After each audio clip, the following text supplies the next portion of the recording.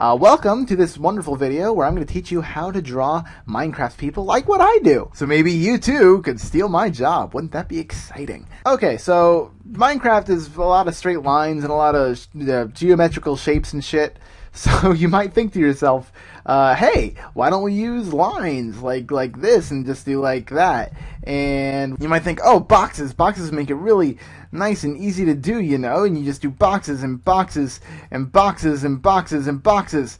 You just keep going and going, and suddenly, oh, you know what? That looks alright, actually. Just kidding! It actually looks like this. Too bad, it's not that easy. We are instead going to use the wonderful powers of tablets and rhythmic talents that we've been giving to our hands and fingers. Oh shit, I didn't mean to do that. We're going to draw using freehand, basically. That's what I do for all my Minecraft people, and that's what we're going to do here. So I'm just going to sort of show you the steps of what I do. Okay, let's do this. Alright, so first I always start with the head of the guy, of the Minecraft man. And that is done. I don't use perspective or any of that shit. I know how to do it. I'm an art person, but we don't need that, because if we did that every time, it'd drive us absolutely insane. So instead, what we're gonna do is oh my god, that's really thick. So we're gonna make like a little thing here. I'm gonna draw them pretty big, a little bigger than what the screen is. So I just kind of go in, and I don't draw a perfect square, of course. There's really no straight lines in these drawings. It's all kind of bendy and a lot of guesswork and a lot of just sort of doing it. But I always start with the head, and so that's gonna be the face, and they'll usually be sort of curved outward or inward, concave, or whatever the opposite of concave is. I don't know, like a spoon. If they're like looking up, this might be them like looking up. If they're looking down, it'll be like bent that way. So yeah.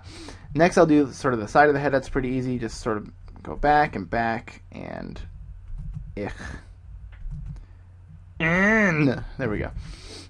I'm gonna erase this a little bit here, and so yeah, I mean that's the head. I didn't do any like vanishing points or any of this weird shit. We don't need any of that. So I just sort of like guesstimate. I do a lot of guesstimating. So and usually when I draw the head like this, I'll usually go right in and do all the facial features too. I usually have a pretty good idea of what's going on in the scene when I'm drawing, and who should we do? Let's do the best guy, the most fantastic guy possible, and we're gonna do Shin. We're just gonna give Shin actually, Shin's a pain in the ass, because I then have to erase this part to sort of get his goatee in there, and I'll usually put the mustache somewhere in the middle of his face. I would do Sips, but I feel like that's too easy. He's got a very easy face to draw. It's just like a face and hair, and it's like the bare minimum with Sips, but oh god, what am I doing? Okay. But for Shin and Honeydew and even Lewis has a little bit of extra. He has facial hair, but it doesn't go past his face, thankfully. And we sort of redraw these lines in here. Now the eyes I put in, they're like kind of like South Park looking eyes. They're like big. They've gotten a lot bigger as I've done more of these animations. I go back now and I look at my earlier animations, and the eyes look so tiny. I just want to go in and fix them and change them and be like, no, we're not doing that. I like the big eyes. I like the big eyes a lot. And pupils. And that's sort of the ear side of the head pattern that I use for pretty much everybody. Just very basic ear and then down. And we can open Shin's mouth. Is just like a little semicircle to open his mouth. Very easy, very very quick. See, there's Shin. Nice and easy. So then what I do is I always draw the head on one layer, like no duh. But then I'll put the body and other things on another layer beneath the head. See what I just did? I made a new layer, moved it under the head layer so it is behind the head.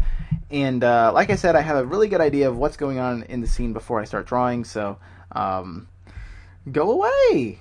Okay, thank you. So like if I know they're moving their arms or legs or whatever, I'll put each arm on a separate layer and each leg on a separate layer. But sometimes they're just standing there not really doing a whole lot, and if that's the case, I'll just put their whole entire body, arms and all, on one big fat layer. So that's what I'm going to do here, just to keep things somewhat simple. So I always start with the arm that's closest to the camera, if I can, sort of like that. And you notice that it's always sort of an isometric view with these guys. They're always like a corner of their person a corner of their figure is always going to be facing the camera. I don't usually draw them straight on, like in the front or like a side shot ever. That's kind of his hand and arm, and then we bring like the rest of the body in. Now, since we're not going to see any of this bit here, I just close it up so we can color it later. And now it looks like really weird and stupid, but you know, it'll change later.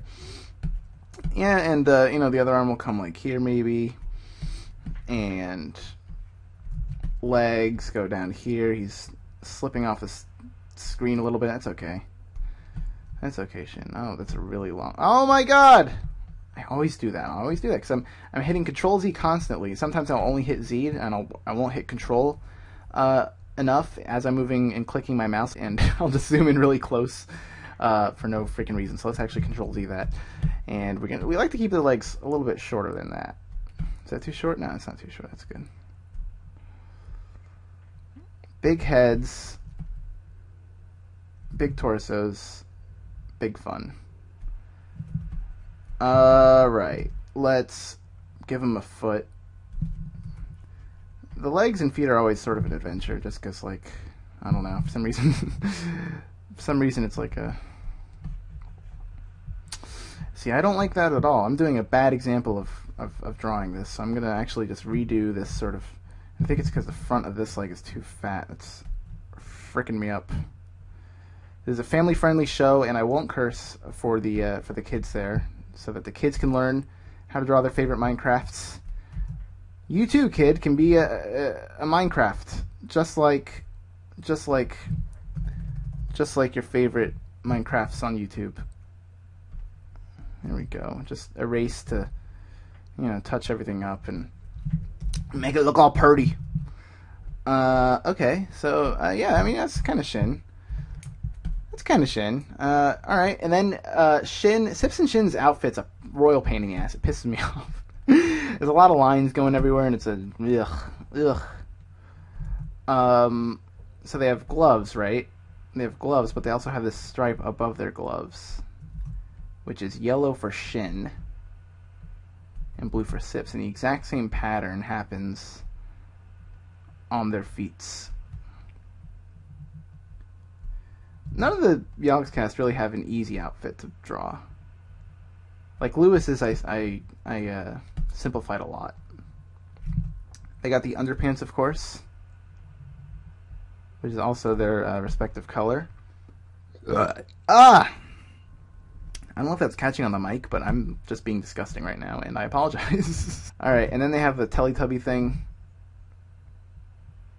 And that goes right in the center of their chest, and sometimes what I do is if I get confused, if my stupid mind can't handle what's going on right now, I'll just sort of semi-hide the layers above it so I can actually see what's going on.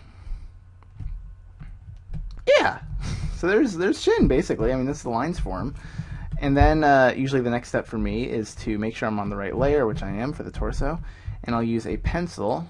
I like to use like red so I can like differentiate it from the actual lines I put down. And I'll just put where the shadows go, like there and there, and that just helps make it, you know, more three-dimensional, you know, because we can see two sides of him. We can see his front and also his side at the same time. So to sort of really punctuate that, we use two different colors for a lot of things to sort of shade things. So then for coloring is pretty easy. I usually have a symbol in my library already. Here we have Shin Oh Shit from an animation that, as of this recording, isn't even finished yet and isn't obviously uploaded yet. But I just pulled him out because, you know, it's no spoilers. You don't know what this guy's from. You don't know what he's seeing right now. You don't know what's making him say, oh shit. But usually I'll have a symbol in the library, and when you select the symbol, it'll appear here, and you just pick the color straight from there. Some, you know, like white for the eyes are like right there. That's pretty easy to do. And I'm actually just going to move him off so we can see the white. See the white, and actually also, that is also white. So in coloring, you know, that's really self-explanatory. I'll do it anyway, but there's no real order, no real, you know, secrets to it. As you see, I just click this, go up here, and you can select any color from the symbol, from that symbol, and just go to town, you know. And that's pretty much it, you know, and coloring takes a while. Just get the shadows in, make sure we get all of those. A lot of times I miss things. You know, I try and be as efficient as possible when I color, because like I don't want to spend any longer doing it than I have to, obviously, because you know it's not the most fun thing in the world. But you know, I mess up a lot. Now here, the freaking underpants got blue because it wasn't closed up all the way, and it's probably this gap right here. Believe it or not, that is probably not totally closed if we zoom in close enough. Flash is very particular about its gaps, and that's the only way I could see it getting in. So what I do in those instances, instead of actually, you know, going and closing the gap like a normal person, I just sort of cheat and I go over here. When you have your paint bucket selected, you can hit close small gaps, and it should close that for you just like that. Got to be kind of careful when you use that, because it can be, oh geez, you don't want to do that either. It can be kind of stupid. And the mouth color, I don't have it up here, but I'm just going to pick up pink because that's sort of just what it is. And alright, you also got to be careful when not doing that.